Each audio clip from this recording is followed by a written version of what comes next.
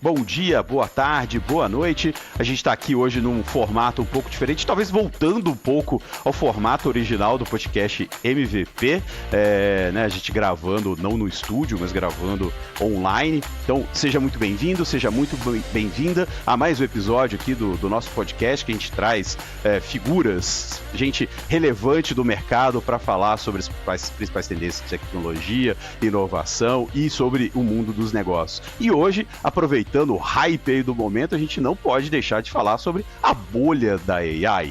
É bolha ou não é bolha? Esta será a discussão que nós teremos aqui com Alberto Leite, que é o fundador da FS Security. Tudo bem, Alberto? Tudo jóia? Beleza. E com o Carlos Simonsi, que é o Managing Partner da Upload Ventures. E aí, Carlos, tudo bem? Tudo bem, prazer. Prazer. Reincidente, Carlos Reincidente aqui no MVP. Incidente. Boa. Vamos lá. Senhores. Um amigo e investidor. Boa. Senhores, direto ao ponto aqui. É bolha ou não é bolha? Bom, eu acho que efetivamente ninguém sabe, né? Essa é a grande verdade. Mas quando a gente fala de indícios, eu acho que nós temos assim, esses movimentos circulares da indústria chamam a atenção. Há uma necessidade de funding muito grande dos motores de IA e das construções de data center e um consumo de placa de vídeo muito grande. Isso acaba que os players globais são os mesmos, né? São as 7 magníficas de um lado do americano, 3, 4 chinesas do outro lado, e são esses mesmos caras que estão ditando as regras e moldando já há algum tempo, até antes da AI. Tiveram a rédea do jogo nos motores de busca, tiveram a rédea do jogo no cloud, tiveram a rédea do jogo no e-commerce, e agora detêm também nesse mundo de AI. Eu acho que o que é de fato, assim, se a gente se ativer aos fatos, nós estamos diante, talvez, da maior invenção, não invenção, mas da maior transformação na perspectiva tecnológica nossa nos últimos 100 anos. Nada é comparável ao que está acontecendo com a AI. É um game changer enorme. Se você pegar da produtividade a novos produtos, de usabilidade, a precificação, nunca nós tivemos um aparato, uma caixa de ferramentas para usar tão potente quanto essa. Não dá, assim, eu acho que nessa perspectiva, nossa sociedade, assim, as big techs olham para isso e falam assim, cara, eu não tenho como nos próximos 3 ou 4 anos estar fora disso, então eu tenho que acelerar hoje. Então tem esse elemento. Então a tecnologia em si, ou esse modelo computacional que foi colocado nos últimos 4, 5 anos, que anabolizou a inteligência artificial, ele é extremamente poderoso e ninguém quer estar fora dele. Então o ônibus está apertado dentro, né? Todo mundo está ali dentro se apertando para não perder. Então, esse é um fato. O segundo fato é que esses caras todos, incluindo os chineses, eles são geradores de caixa muito potentes, salvo os estreantes aí. Cloud, OpenAI, mas os tradicionais, Google, Microsoft, Meta, ByteDance, Alibaba, Huawei, TSMC, são empresas geradoras de caixa, assim, de uma forma que pouquíssimas vezes se viu um poderio, nem na época do auge do petróleo se viu poderio econômico igual esses caras têm. Esses caras têm empresas que valem centenas de bilhares de dólares. Trilhões, né? Trilhões, né? E assim, com margens absurdamente grandes. E esse é um outro fato. E na última milha, esses caras são grandes compradores dessa tecnologia toda, né? E aí esse é o segundo fato. O terceiro, aí começa a entrar essa parte comportamental, que aí eu acho que pode haver alguma correção setorial. Aí começa também E aí nada contra, nada a favor, mas às vezes os caras de Venture Capital dão uma exagerada, pega lá, põe 100 milhões de dólares no PowerPoint. Porra, não vale um PowerPoint de 100 milhões de dólares, cara. Nem aqui, nem na China, pô. Tá ficando maluco, assim. Ah, mas esse cara vai dominar o cinema americano. Cara, como é que você tá no ponto zero, que o cara tem uma ideia, botou no PowerPoint ou o equivalente a PowerPoint, e você pode ambicionar que esse cara vai dominar a indústria de cinema com tecnologia, sem ter um produtor, sem ter um artista, sem ter nada, porque pode até ser, mas a chance é 1 para 1 milhão de dar Sim. certo isso. E não Sim. vale 100 pau. Aí você começa, esse cara recebe 100 milhões, também quer crescer. Aí compra outras tecnologias a preço absurdo, porque é tudo muito barato. Aproveitando aí para o Carlos que tá quietinho ainda, aproveitando para dar mais um. Não, não vou nem tão longe, cara. Até o ano passado, 2 anos atrás, qualquer startup que entrava no IC, 20 milhões de dólares de valuation. Então, assim, entrou na YC, vale 20 milhões de dólares. Pois Como assim? não tem muito sentido isso, né? Agora, isso você também teve essas correções, por exemplo, quando aqui na América Latina, quando o SoftBank entrou, ele distorceu toda a estrutura de precificação, né?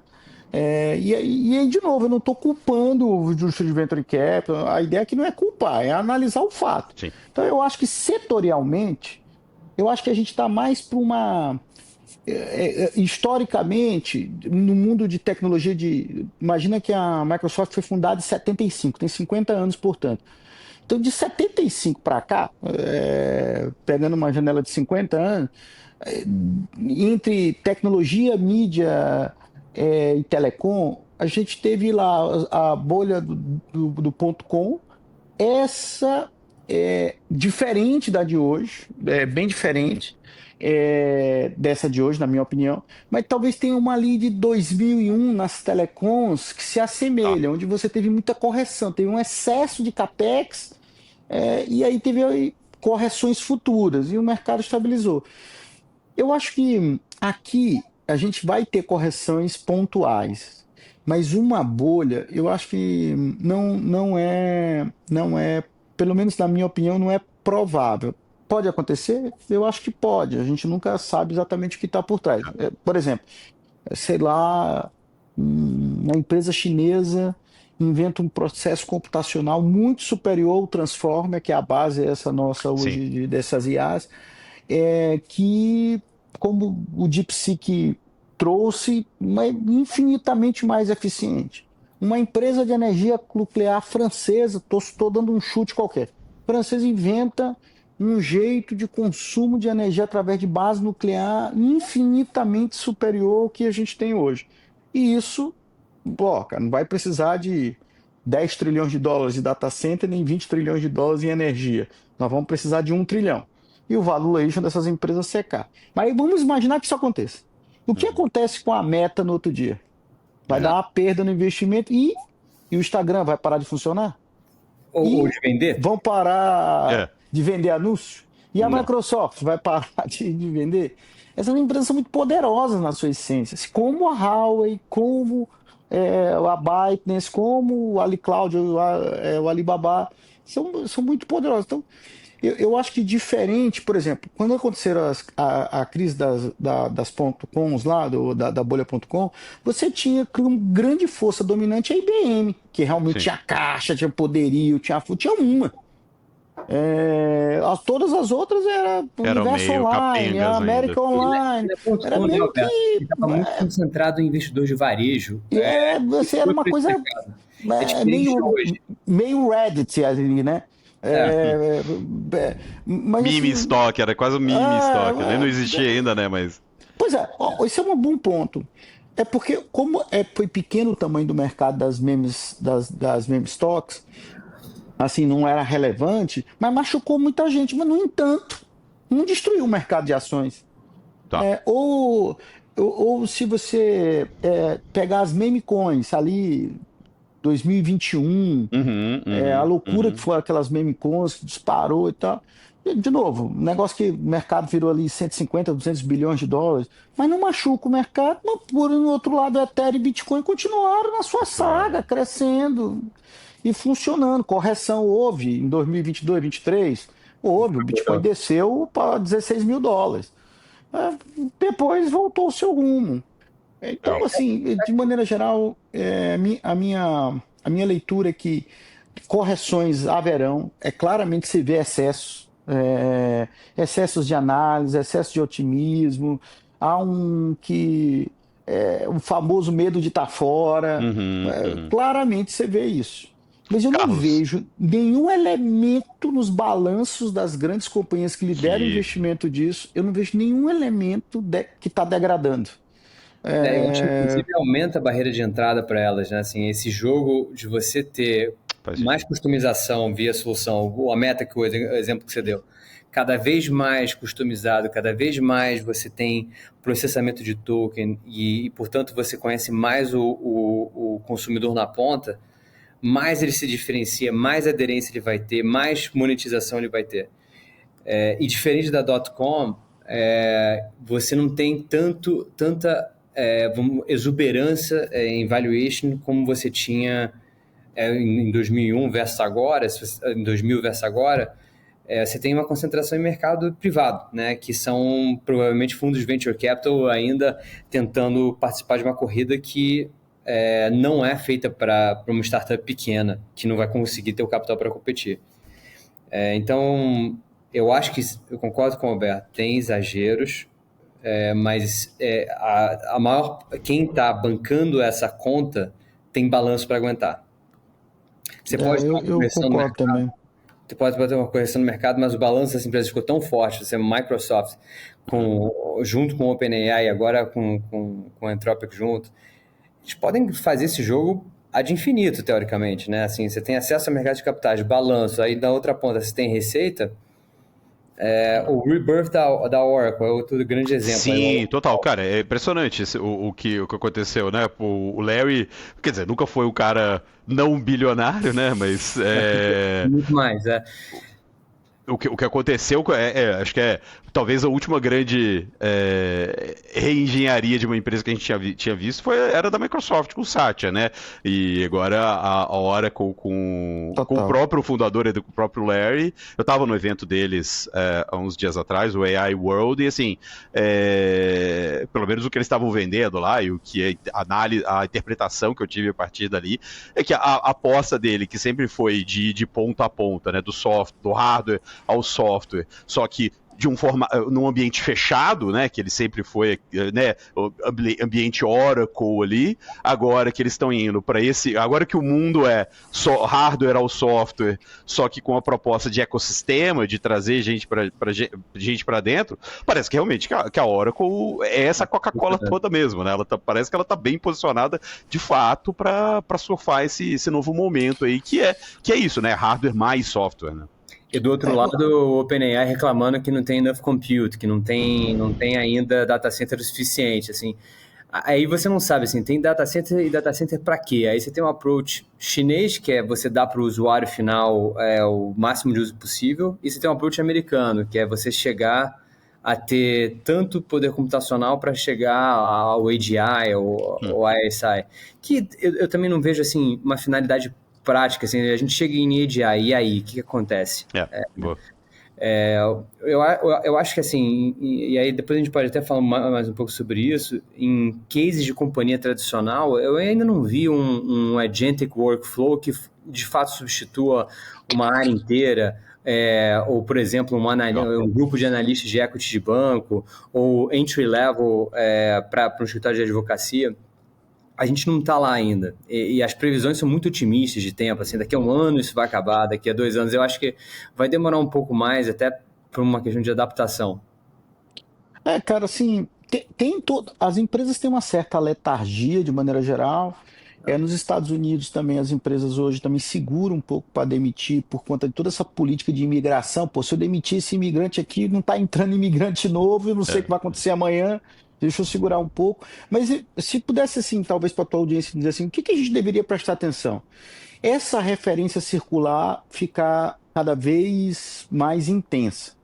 E aí a gente talvez tenha um caso muito emblemático no Brasil, que foram as empresas do grupo do Ike Batista, quando teve aquela bancarrota. Uma dependia muito da outra, quando uma uma tropeçou, Ou se uma tropeça, mundo. o resto derruba tudo, né? Mas é diferente o produto, a derivada, né? A Microsoft vai continuar sendo Microsoft. Você vai continuar usando o Gmail. Você vai continuar dando like no Instagram. Tá. Você vai continuar usando lá Starlink na sua casa de campo. Enfim, em todos esses produtos. Vai continuar tendo dancinha no TikTok. Mas esse é um ponto de prestar atenção, a intensidade disso. O segundo é esses CAPEX continuarem crescendo nessa velocidade e você não ter o correspondente de receita. Hoje está descasado. Sim. Mas se você olhar historicamente, sempre foi descasado. Era descasado numa proporção, né? Sei lá. A Amazon demorou os 2 zeros a menos 20 ali. Anos, quase 20 anos para dar lucro. A Tesla, se tirar o incentivo fiscal, não dá lucro. Essa turma sempre foi descasada, assim, ou seja, você tinha um capex muito intenso apostando na dominância futura. Não tem earnings correspondente. Agora, hoje você está olhando isso e como adicionou um componente que é muito mais caro que software, que é o hardware, como você bem disse, então está mais acentuado, porque a Microsoft agora está tendo que botar muito mais dinheiro no próprio data center, comprar a placa da NVIDIA, que ela não estava comprando há 10 anos atrás. Então, aí tem que prestar atenção um pouco disso. E quando a gente começar começar uma onda muito severa de IPOs em empresas que não tem nada, não tem nada. Eu acho que aí talvez a gente ficar prestando atenção nisso, porque não é uma coisa, um passeio no parque, né? Porque a Microsoft vai dar certo, porque OpenAI, ChatGPT não vai ser substituído, porque tudo vai... Eu acho que é um erro, mas do ponto de vista, cara, temos bolha, eu acho muito pouco provável. Por exemplo, vou dar sobre data center. É real a necessidade de mais plantas, assim. É real? É fato? Não talvez desse tamanho todo, né? Porque é difícil você dimensionar, né? Mas só a substituição dos data centers de edge computacional, do cloud tradicional, para modelos de consumo de muito mais potência da densidade energética, que é um treinamento de AI, de modelos de machine learning mais complexos, de cálculos matemáticos mais complexos, já exigiria naturalmente mais poder computacional. Porque essas máquinas sugam muita energia para funcionar. Então você já teria.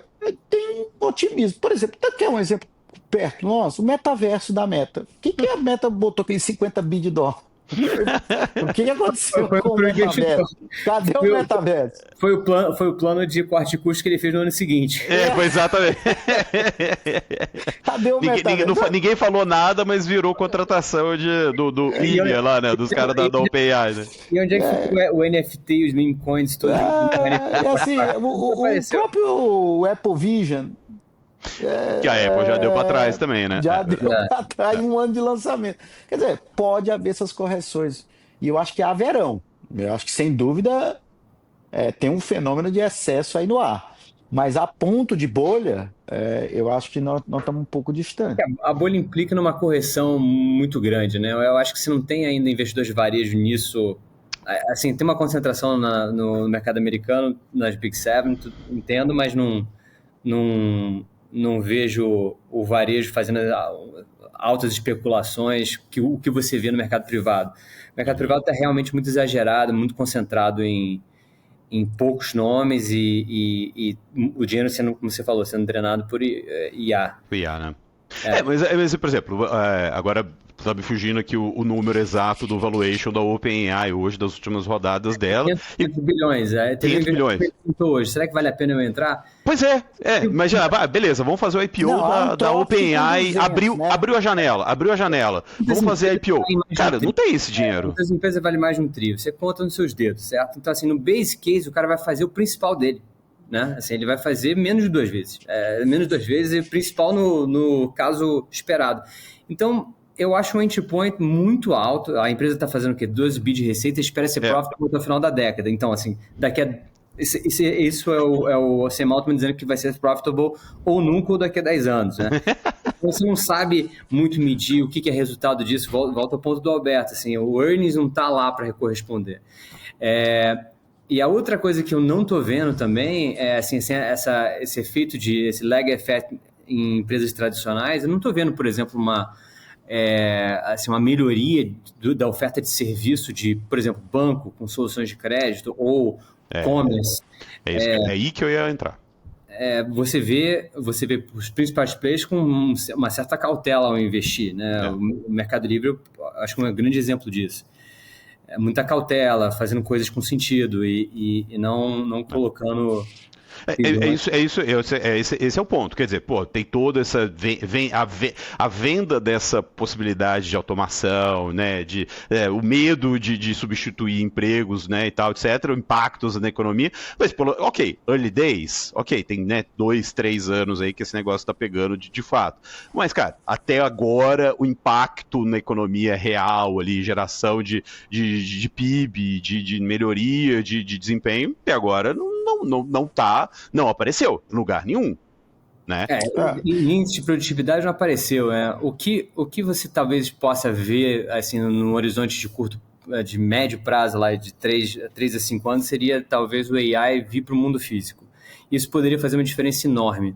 Tá. Mas, de novo, assim, o que eu estou falando aqui é puramente especulativo. Se empresa, por exemplo, se a Amazon conseguir trazer o AI para o commerce, você realmente vai ter finalmente um varejista com margem boa. Não tem precedente. Só que a gente não está lá ainda, né? Assim, dito isso, eu acho que, de maneira geral, a AI vai trazer muita prosperidade de maneira geral, vai ajudar a resolver muitos problemas, vai melhorar nossos índices de produtividade. Alberto é um otimista. Eu acho que a tecnologia, sim. Eu acho que, de fato, assim, ela tem muito ganho material para trazer. Tudo isso. Bom, eu acho que tem um otimismo pra caramba. Mas pode até se superar nosso otimismo, porque a exponencialidade do ganho também pode aparecer e a gente assustar com isso. Mas eu acho que tem um tema aqui que talvez a nossa sociedade, ao longo desde quando a gente entendeu o que é um ser humano civilizado, a gente foi à base de capital e conhecimento. Você pode pegar a civilização toda nossa, foi como a gente estruturou o mundo, né? Desde que o mundo é mundo. Daí justifica porque que um advogado que tem muito conhecimento ganha muito, porque o negócio dele é conhecimento. Por que foi feito um poço de petróleo? Porque acessou capital. Com a capital e conhecimento andaram. Talvez a gente tenha uma transformação onde você vai continuar com o capital importante, mas o conhecimento, na média, o conhecimento médio, vai perder muito valor. O conhecimento médio, né? Não os ultras especializados, mas o médio vai perder muito valor. E aí talvez você vai ter alguns desafios, né? Eu não acho que a gente vai... o mundo vai cair de cabeça para baixo, mas vão ser coisas que a gente não consegue ver hoje. Onde você, sei lá, talvez mais importante do que analisar teu exame do médico é fazer o exame, vai ter muito mais valor do que o médico. Porque os relatos, ler aqueles exames, interpretar... Agora a materialidade do exame, instantaneidade do resultado, talvez vai valer muito. Você medir o tempo todo, talvez. Não sabemos bem como isso vai se comportar, mas vai ser uma coisa diferente. O Leandro teve uma palestra do Jeff Hinton em Toronto, lá no antigo... como é que chama? Que era do Web Summit, que era o Web Summit, né? Que era que eles tinham um evento lá no Canadá, agora me fugiu o nome. Mas ele foi lá e falou que encanador é a profissão do futuro, né? Então, a materialidade o mundo físico. O mundo físico, esse tá meio difícil aí a fazer. Alberto, uma curiosidade aqui. Como é que você está vendo, por exemplo, a necessidade do Brasil? Se vamos pensar agora só no nosso universo como país aqui, Brasil. Você vê a necessidade da gente ter mais data center? Você vê isso como um desafio para a gente? Porque uma coisa que olha o Carlos já aproveitando para fazer tese aí, já. tem que aproveitar o tempo que a gente tem, né? Vou. E aí, para concluir, existe de fato uma necessidade real da gente ter data center local, ou a gente poderia usar a infraestrutura dos Estados Unidos e aproveitando que já tem esse investimento todo já feito? Cara, enquanto país, enquanto um cara pensando o Brasil, a gente está fora desse jogo é muito perigoso. Por soberania nacional digital, por desenvolvimento de parque tecnológico, desenvolvimento da indústria, de profissional, capital humano, de inserção numa rede global de investimentos.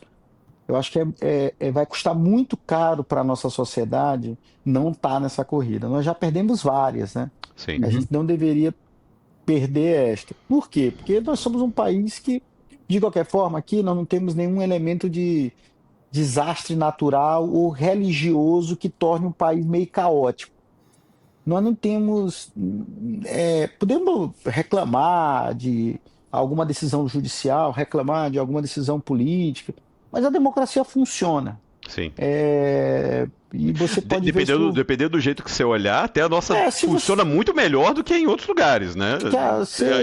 Tá se provando que a gente tem instituições fortes até. Porque, cara, a gente pode questionar, e é válido o questionamento, é necessário o questionamento. Inclusive faz parte da democracia. Você não concordar, você concordar parcialmente, você discordar plenamente.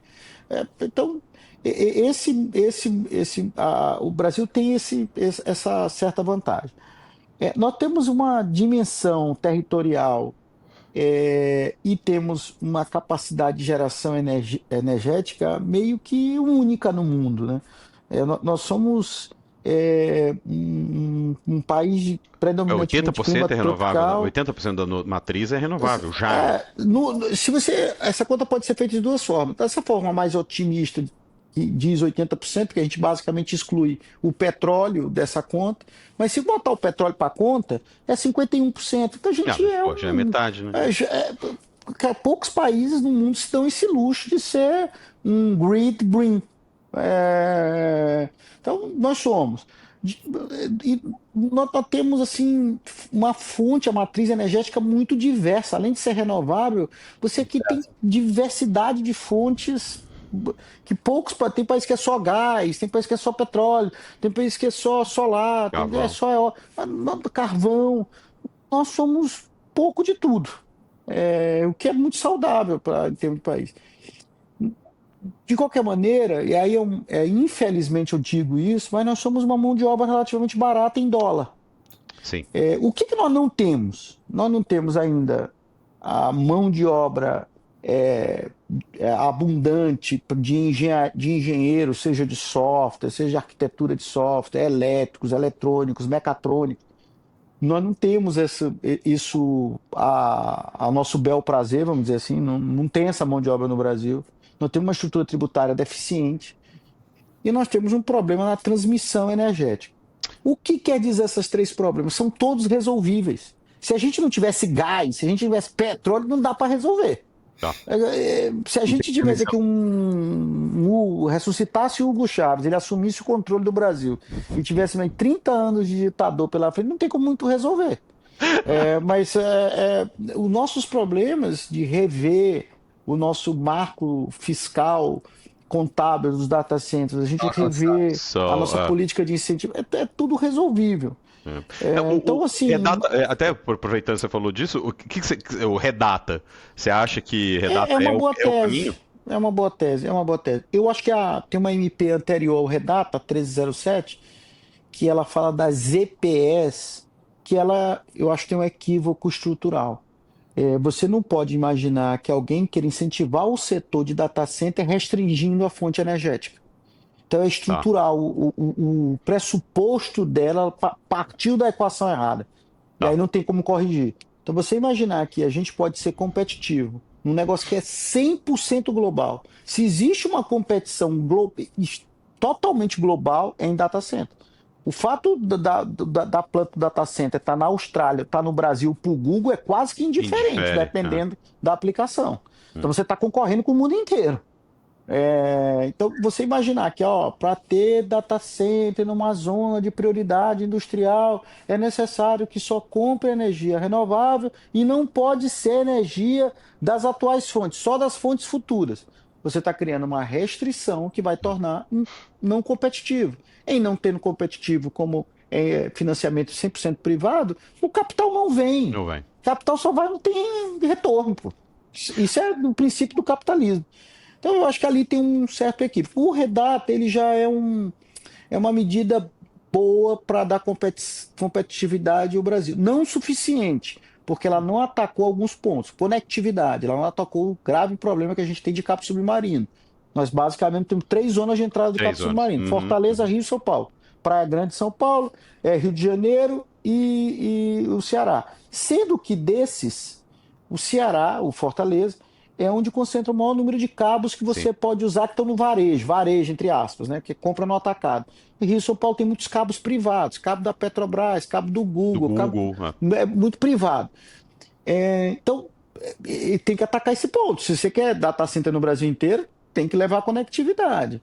Hoje é inviável para a iniciativa privada colocar um cabo submarino, por exemplo, no estado do extremo norte, nos rincões do Nordeste, em cidades no extremo sul do Brasil. É inviável, não vai chegar, ninguém vai pôr dinheiro. E você vê, por acaso, uma estrutura de debênture incentivada para esse tipo de mercado? Eu acho que, sinceramente, nesse caso, alguns casos de cabo submarino, assim, eu acho que o governo tem que tentar fazer e depois vender. Assim, tem que fazer a obra como se fosse uma autoestrada. Tá. Faz Quer entrar com risco para depois. E aí depois faz a concessão para a iniciativa privada, depois de feito. Porque alguns cabos são óbvios. Você criar um cabo novo, sei lá, São Paulo, Miami, sei lá, é meio óbvio, mas vai ser de novo em São Paulo, de novo na Flórida, né? É mais um de 50. Então, eu acho que conectividade no atacar... Teria que ter uma variação de rotas aí, talvez. Porque, cara, se você imaginar o que aconteceu, por exemplo, recentemente na guerra Rússia-Ucrânia, os russos, uma das primeiras coisas que fizeram foi desligar os cabos submarinos. Simples assim. Inclusive, não sei se vocês recordam, mas o Elon Musk mandou uma quantidade relevante de satélites da Starlink para cobrir e tal, na época e tal. Então, assim, conectividade não atacou e o tema da transmissão, do transporte energético não atacou, não enfrentou. Então, assim, você vai botar um data center hoje no Brasil, não ali é o melhor lugar. Não. Em que buraco do Brasil eu consigo transportar e gerar energia? Primeiro Aí onde tem energia. Investimento. Cara, não é o melhor lugar, não é o lugar mais eficiente, não é o lugar que gera mais emprego, potencialmente melhor, mais escalável. Não, cara, nesse buraco aqui eu consigo ter energia e transportar energia para o data center. Então é aqui que vai ser. Obviamente que esse preço vai ser pago no futuro, né? Esse lugar, o preço dele vai chegar no momento que os outros lugares melhores ficarem viáveis. Então isso não incentiva. Então eu acho que eles deviam ter enfrentado. Por isso que eu acho que ela é boa, mas não o suficiente. Ainda faltou. Já partimos de um bom ponto. Boa. Ô, Carlos, agora voltando à questão de investimentos aí, né? E como que você tem visto, até do Brasil, que aí eu acho que liga um pouco com uma outra coisa que eu ia perguntar pro Alberto mesmo, que é né? Se o Brasil tem que entrar nessa briga, qual que é o nosso papel, né? Onde que o Brasil vai brigar para data center, que eu escuto muito o Brasil vai ser legal para treinamento e não para inferência. Porque para treinamento, o cara pode treinar em qualquer lugar do mundo. Para inferência, eventualmente, ele vai ter que treinar, né, por políticas de restrição ali. Ele vai ter que, para usar, ele vai ter que usar um data center que está nos Estados Unidos, ou que está na Europa, ou mesmo o Brasil, que tem a restrição, tem que usar aqui no Brasil. Então, eventualmente, o Brasil pode ser um bom fornecedor de inferência barata, de treinamento barato. De cara a gente fica... bem neutro com relação à tensão Estados Unidos e China. Então a gente pode operar tanto para o Alibaba quanto para o Meta, o AWS. Mas de fato, assim, eu acho que a gente tem como o Alberto falou, um problema de capacidade aqui. Não está muito claro se a gente vai ter os incentivos certos para construir data center, que botaria a gente na corrida, mas a gente tem que participar dessa corrida.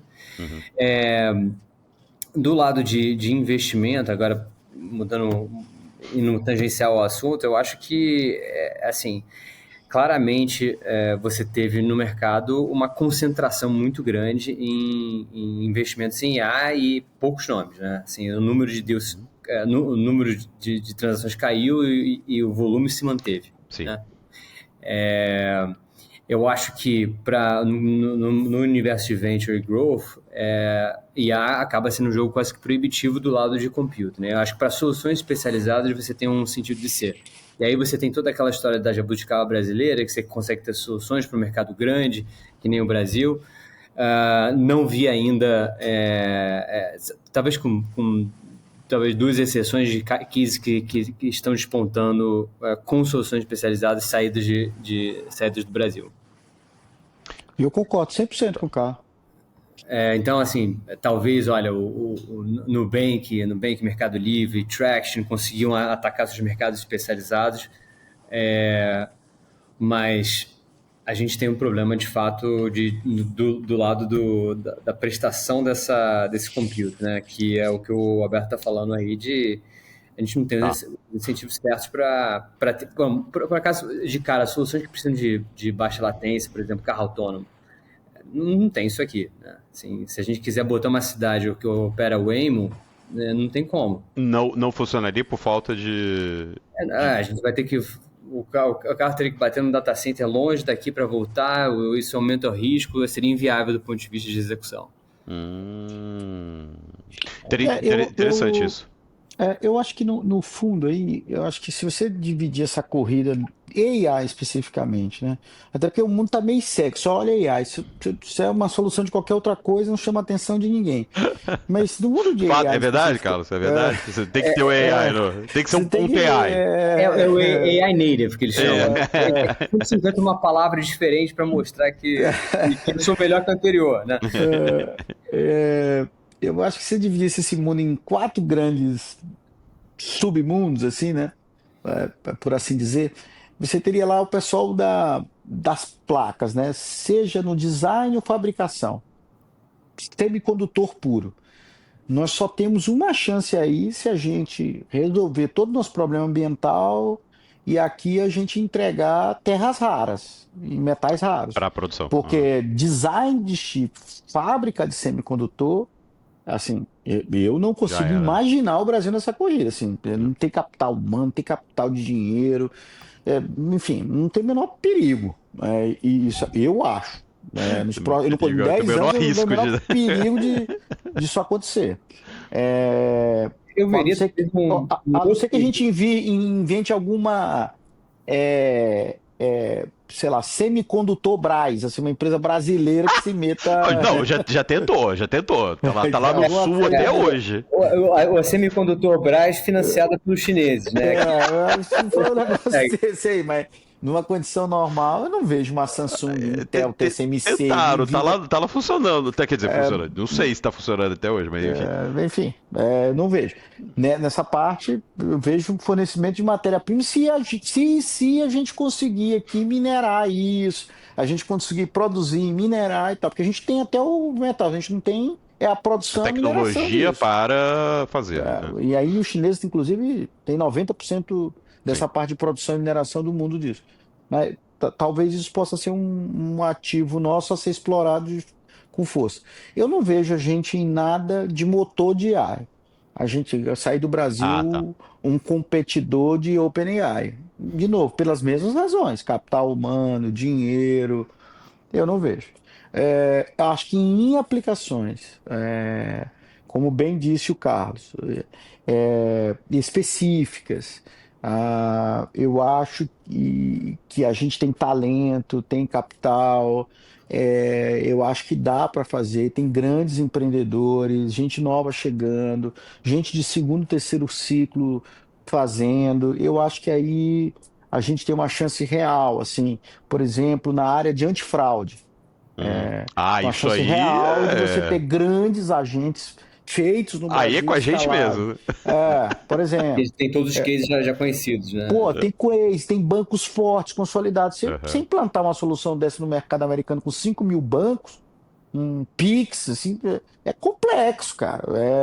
Não é trivial e não O é Pix simples, americano assim. já está sendo um parto para Aquele acontecer. Fed Cara, Now lá. assim, Não, ele imagina. foi pro privado, né? Tem umas soluções privadas lá, né? Privadas, mas É, com o tema da solução privada. Pode custar muito caro, tem banco que opera, tem banco que não opera, blá, blá, blá. Então, assim, os bancos brasileiros, a concentração, se tem a coisa ruim de ser super concentrado, tem as coisas boas, né? Um sistema muito maduro, consolidado, que já vivenciou todo tipo de espécie de fraude. Então, pode,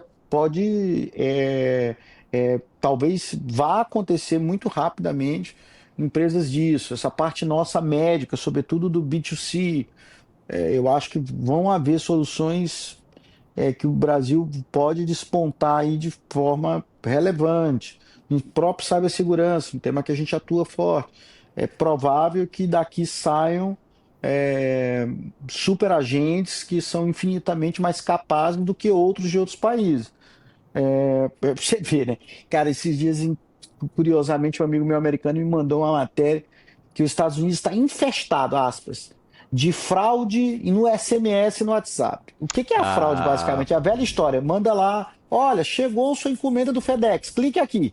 Aí o cara Aí, clica, isso é aí. fake, o cara captura os dados e tal. Porra, nós temos isso há 20 anos aqui no Brasil. Agora que vocês têm Aí isso? chega, isso me lembra da história do Buy Now Pay Later, que era o famoso vai O não, crediário, né? O cara. Klein fazia isso lá na década de 60, né? Pois é, Inventou. então assim, eu acho que, né, então nesse aspecto e eu acho que virou a gente empresa vai, tech. É, eu né? acho que a gente vai conseguir ser forte. E por fim, na parte dessa AI que a gente não consegue hoje, nesse mundo que a gente tem hoje, a gente não consegue imaginar na parte prática de AI sem energia, eu acho que a gente tem uma vantagem aí na energia, a gente conseguir ser um player relevante, por ter uma fonte Proteção. renovável, por ter uma fonte diversa e por ter energia.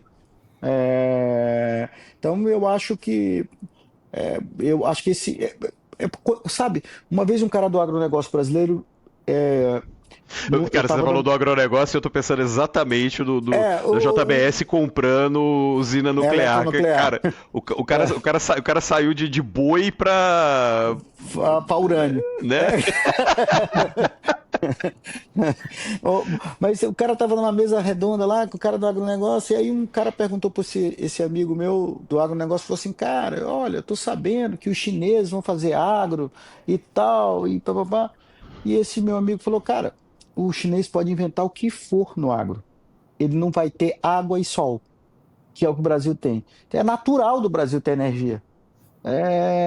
Então, sim, nós somos privilegiados sobre isso. Então, aí eu acho que tem. Agora, tudo que for dessa coisa super refinada do ponto de vista de engenharia, infelizmente, A nós gente não tem estamos capacidade. out desse negócio. Seja Mas nos grandes motores de IA, seja nas fabricações de semicondutor. Infelizmente, com dó no exigir. coração, nós estamos fora. Cara, mas aí e às vezes eu pergunto isso pro ChatGPT, pra Perplexity também e tal. Cara, você pensar que a China demorou 20, 30 anos para chegar onde ela tá, não daria tempo pra gente não daria tempo pro Brasil usar toda essa coisa de IA para chegar em um outro lugar, em outro patamar, um patamar mais próximo aí em 20, 30 anos também.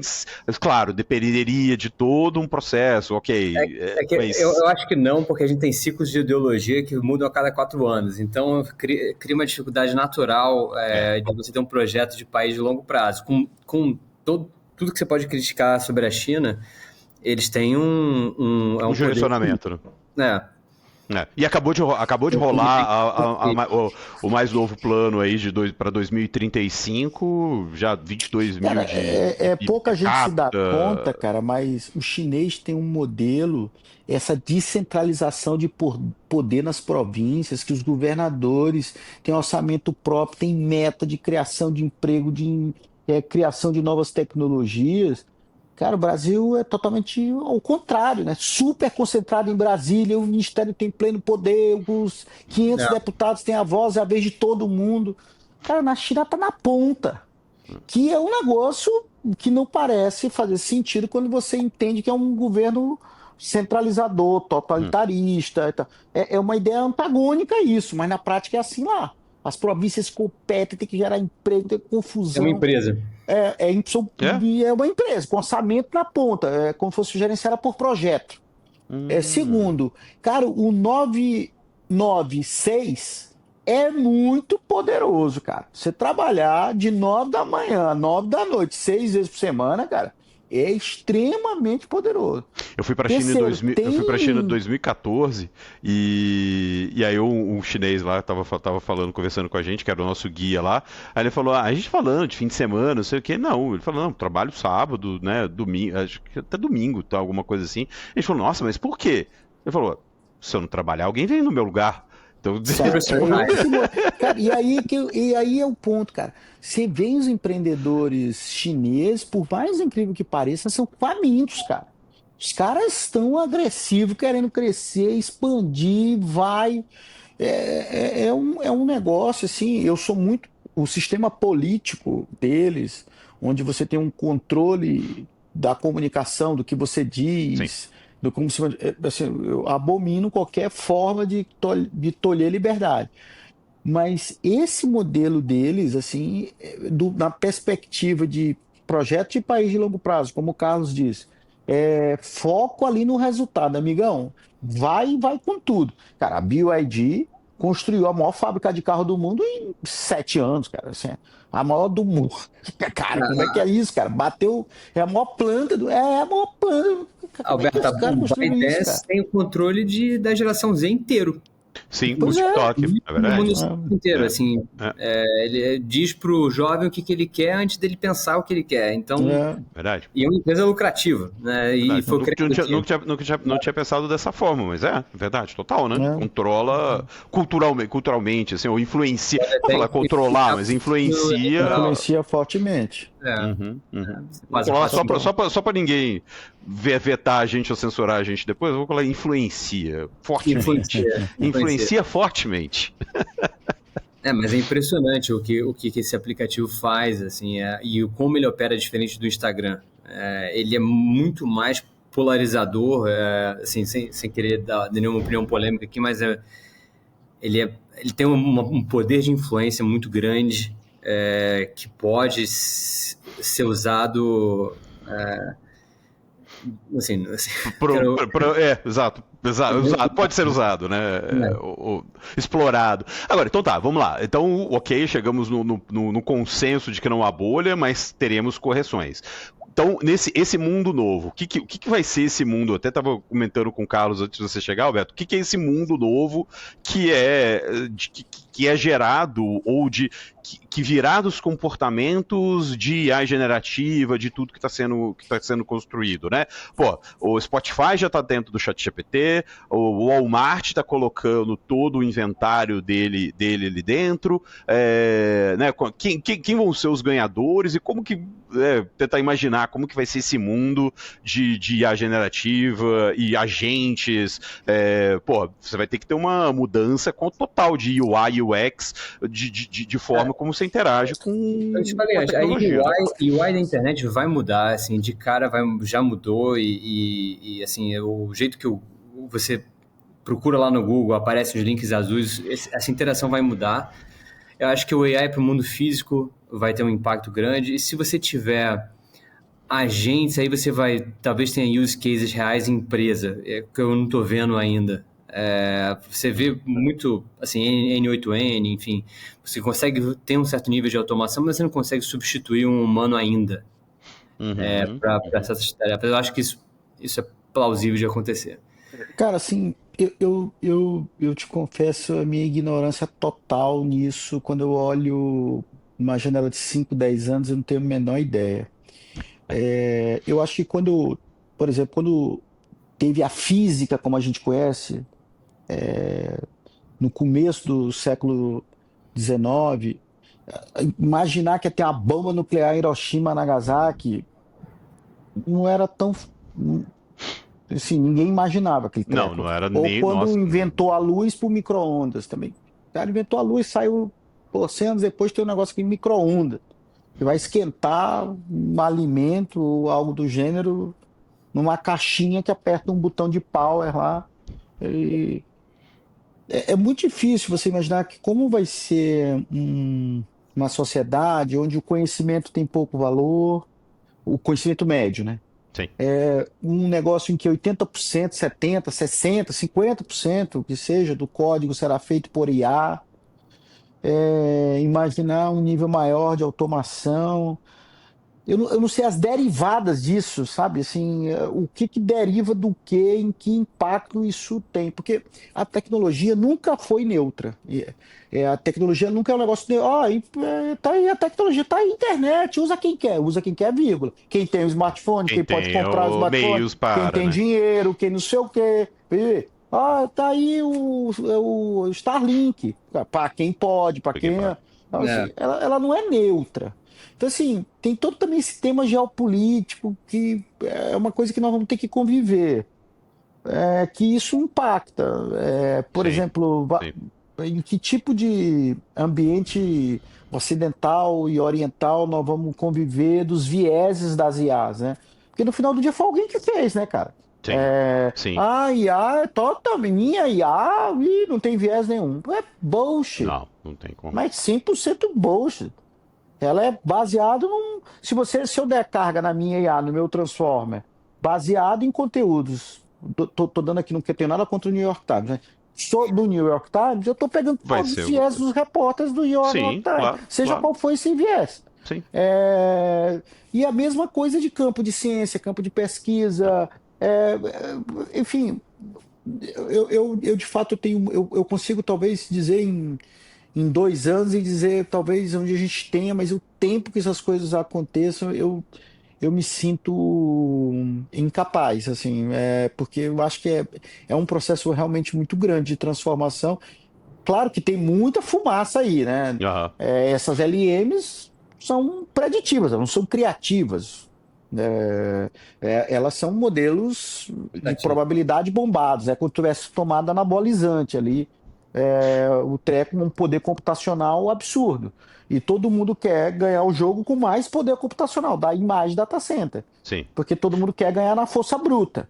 Uhum. Eu processo mais, eu tenho fluid cooler, eu tenho tecnologia XPTO, eu processo milhares de dados muito na força bruta. Assim. Eu não sei assim o comportamento humano tanto que muda, entendeu? Qual é o impacto isso, por exemplo, nós somos capazes de assimilar essa quantidade tão grande de mudança num curto espaço de tempo? Nós nunca fomos submetidos na raça humana a Sim. esse tipo de Tanto, mudança, tanto conteúdo, né? psicologicamente. Ah, Tanto conteúdo, tanta informação, tanta ansiedade, meu emprego amanhã, e meu médico doendo. E ao mesmo tempo, muita abundância de tempo livre, né? Pois é difícil imaginar a sociedade. Agora, do ponto de vista de empresas, eu acho que a adoção vai ter, como quase todas as tecnologias mais rápidas, quem é early adopter, quem vai ser um late adopter, quem vai ser first mover nas coisas, quem não vai. Aquelas empresas que vão ficar com blá blá blá, IA first, mas não tem IA porra nenhuma lá dentro, tem dado, quanto mais IA. Vai ter, como a gente já viu. Agora, o impacto net no tempo, em 2 anos, vai ser grande. Você, de fato, tem coisas sim que são ineficientes nas empresas. sim.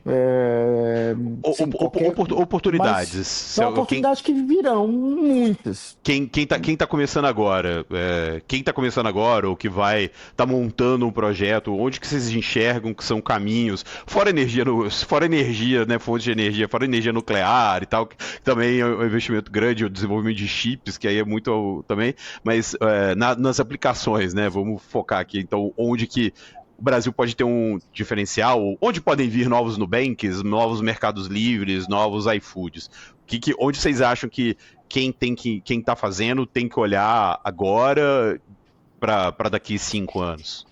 Eu acho que é resolver problemas locais. Isso vai problemas locais que atingem muita gente. Então, aí você vê todas essas legal techs que apareceram. Eu acho que, vamos pegar um exemplo delas, assim, você tem uma muito boa que a gente cruzou de crédito trabalhista, que compra crédito trabalhista, é um mercado gigantesco, uma dor imensa. que o AI pode ser claramente aquele devorador de dados e pode processar mais coisa e mais rápido e comprar esse processo melhor. Então, voltando ao ponto da geobuscar brasileira, assim, você tem que ser resolver uma dor e resolver a dor para o consumo local. Eu concordo com o Simas, assim, eu acho que tem diversas oportunidades. Eu acho que eu também focaria muito em coisas que você vai ter um nível de competição com os gringos menor, assim. Claro que não é Legal. essa a razão de ser resolver um problema. E depois, em achando o problema, qual é o negócio aqui que a gente consegue. Por exemplo, a gente citou aqui fraude, o tema de saúde, o tema de cyber, porque são coisas que a gente tem. Nós estamos à frente do mundo. Mas de maneira muito genérica, assim, cara, e eu não quero ficar no campo genérico, mas talvez a melhor coisa que eu posso dizer, cara, se joga nesse mundo de AI, cara. Cai pra dentro, meu irmão. Cara, vai aparecer milhares de coisas, cara. Assim, não fica de fora, não, cara. Olha, eu peguei o advento da internet no Brasil, eu peguei a privatização do setor de telecomunicações, eu peguei a chegada do cloud no mundo. Fui no primeiro evento da AWS no mundo em Las Vegas. Tinha 30 pessoas. Cara, se joga pra dentro desse negócio, cara. Cai pra dentro, seja qual for o campo, seja qual for a ideia, cai pra dentro, porque tem muito para ser descoberto aí que pode ser otimizado, melhorado. Uma infinidade de aplicações, cara. E vai ter dinheiro, Carlos? Vai ter, o VC vai investir? Acho que capital para ideia boa, empresário bom sempre tem. É difícil, nunca vi um caso que não tivesse. Pô. Beleza. Eu só queria fechar aqui com uma boa. Com o mood pra cima. Então tem oportunidade e tem dinheiro. Então, né, voltando. E tem o conhecimento nivelado que o Alberto tinha colocado. Falta tomada de risco, falta mais empresário, falta assim, essa nova geração indo pra rua e tentando montar empresa. Eu acho que a mentalidade ainda está muito ainda formulada para eu vou me formar para ser advogado, para ser médico, para ser... Eu acho que o Alberto tem razão, tem que cair para esse mundo de AI, você tem que saber orquestrar várias profissões ao mesmo tempo. Eu acho que isso vai fazer diferença. Boa. Beleza. Senhores, queria agradecer então a presença de vocês aqui, presença remota, mas a participação de vocês aqui no podcast. Bem-vindo mais uma vez, Carlos. Bem-vindo à nossa casa, Alberto. Espero que a gente possa se falar em novas oportunidades. É isso aí, continue acompanhando os episódios do podcast MVP, toda quarta-feira no Spotify, no ChatGPT, né? Do Spotify dentro do ChatGPT agora, YouTube e qualquer outra plataforma aí. Não dá pra ficar sem ver. A gente se fala. Valeu.